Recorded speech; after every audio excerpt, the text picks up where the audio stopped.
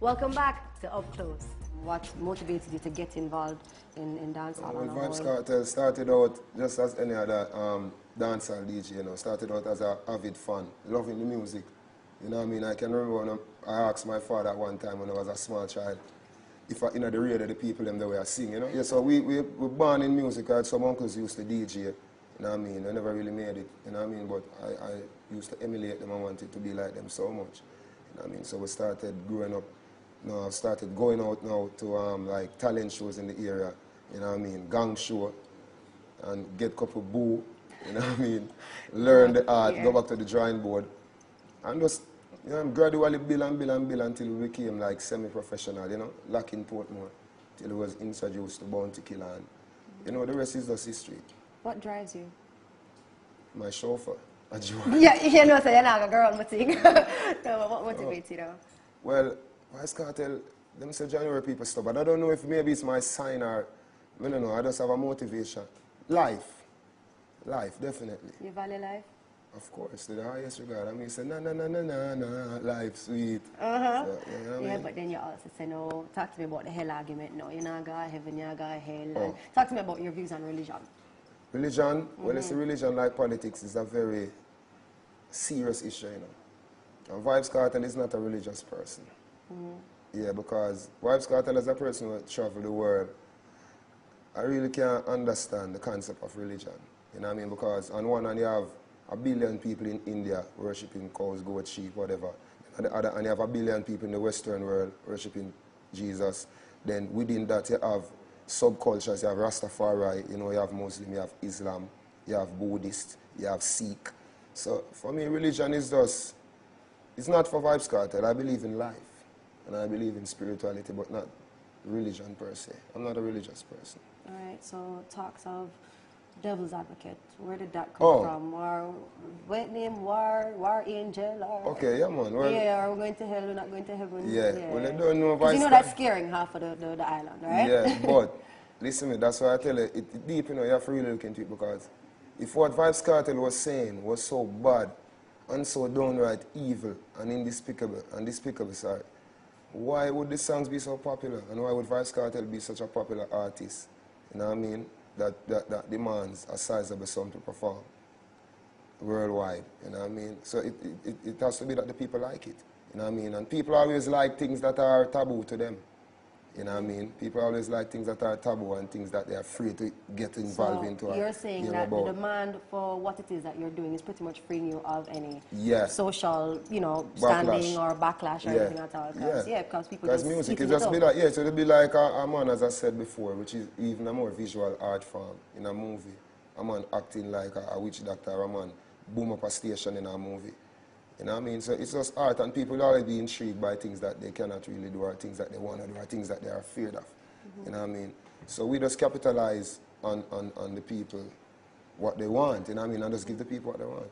Suppose they stop being intrigued and they stop wanting it. Well, until that day. Yeah, what happens then? Well, until that day, we'll just do some more thing and take it to the more visual. Enlightenment. Dancehall, I remember back in the day, dancehall was an underground culture. Right? Yeah, underground, in the sense that you have to go skate and you have to go house as you can see for most of the posters around and stuff. And however, dancehall hasn't really been curbed in such a way to be presented on the international scene without offending people. I mean, any take on that? Should the artists kind of change up dancehall is an indigenous culture. Dancehall music is so indigenous that, as we have said, if it were to be put on an international market in its purest form, it would be intolerable. Yeah. You know what I mean? Because dancehall music is an intolerant art form. But why it is an intolerant art form is because these artists grew in an intolerable society. Example, we as Jamaicans know that even in the church growing up, the quickest verse apostle of use is Leviticus 20 verse 13, saying XYZ man should not lie down with a man. You know what I mean? So artists burning out homosexuals and stuff like that, we get it from even the church of Jamaica. You know what I mean? Pastors in church from where I grew up. You know what I mean? So it is our culture, but in its purest form, it's very intolerable, but people want it, Kiki. That's why the radio man did have to start play it, peace, and him thief, until it, you know what I mean, it grew and it becomes big. Unstoppable, but that's one of the reasons why everybody has such easy access to it, Yeah, but if it's a good music and a powerful music, like all other genres of Jamaican music, it would have eventually become mainstream. You know what I mean? And you say something about curbing the music to make it more presentable, which is a good point. You know what I mean? We have presentable music. As you can see, you have a lot of artists crossing over from dancehall. You know what I mean? But you cannot really censor the artist from the source, which is the artist's mind. You have to censor the music when the artist has already made the music in its purest form. You respect women? Yeah, man, definitely. I love my mother gone to bed. Yeah, my 4 sisters, them, big them up. So you don't and my daughter also. And your daughter. So, I mean, you don't, like, for example, if a gentleman was supposed to step to either of them, you know, using same lyrics from you, how do you think that would impact on them? Do you think they'd feel less of a woman listening to that? No, explain that question. I don't understand fully. All right, if what somebody I'm saying like, is, all right, your lyrics. I mean, I don't even know. If a man were to court one of my... court on your daughter, and yeah, you understand? But that wouldn't be real. That man, I don't think she would talk to him because he would... No, he would be a girl clown. That is not the way to look over. Kartel! So he wouldn't get it. How would they have to step to them with respect, though? What would they have to do? How would a man have to step to my sister or my daughter? Sisters with respect? Well, when she becomes of age for a man to step to her, I guess the decision would lay in her hands as to how she would want a man to step to her. Okay. You know what I mean? So it's a weird question to always ask somebody, you know what I mean? Because you usually have to ask them friends and, you know, to get a real feel of who the person is. But what do people usually say about you, like your close peeps? If they were to sum up who is Addy in one word, it would have to be like motivator. Okay. Definitely. And where did the name Vybz Kartel come from? You know, a long time I was watching a show named the Colombian Wars, Cali Cartel.